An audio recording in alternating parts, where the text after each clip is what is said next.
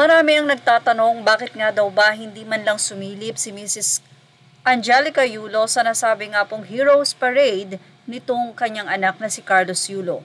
Kung matatandaan nyo ay nag-viral nga sa social media at naging pinaka-highlights nga rito ang pagpunta doon ng kanyang ama.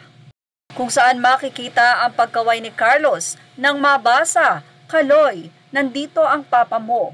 At doon ay may nakalagay pang 2 bandila sa dulo ng nasabi nga pong pinagsudlong-sudlong na typewriting para lamang mabasa ni Carlos na ang kanyang ama ay nandoon.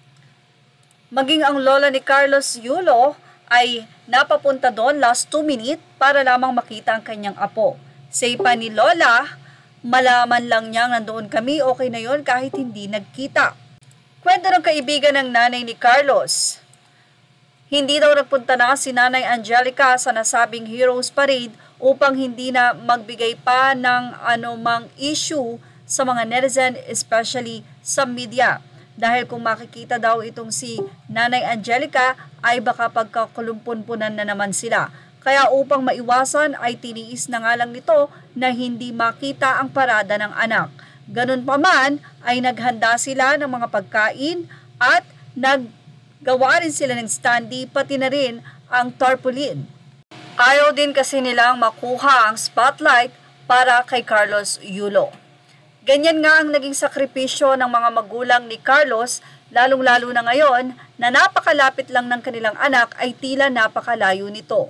Hinaing din ng kaibigan ng nanay ni Carlos na kung saan ay nanawagan pa nga ito sa nasabi nga pong isa sa malapit sa buhay ni Carlos Yulo na ang di umano'y tinuturing niya pang ina na si Miss Cynthia Carrion na ayon sa kanila ay malaki ang magagawa na mapapunta ang mga magulang o kahit ang ama lang ni Carlos Yulo sa nasabi nga pong pagsalubong dito. Ang tanong dito, alam for sure ng mga coach at ng buong team ni Carlos Yulo na mayroong issue sa pagitan nila Carlos at ng magulang nito. Pero tila walang nagbibigay ng advice kay Carlos. Ang tanong, may nagbibigay ba ng advice? Matigas lang talaga o ma-pride itong si Carlos Yulo?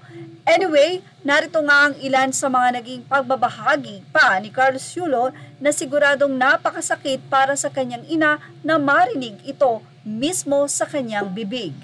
Say sa naging interview ni Dayan Castillejo, "You know Carlos, sabi ni Cynthia sa akin noon, Dayan, meron akong 13-year-old gymnast or way younger. You watch him, magiging gold medalist siya someday, we're gonna send him to Japan."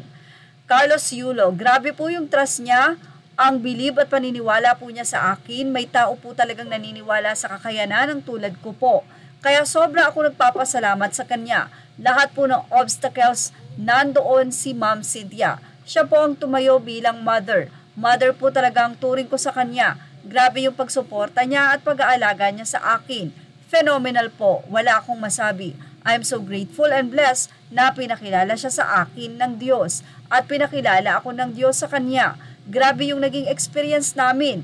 Alam po yan ni Ma'am Cynthia. Lahat ng hardship, kasama siya.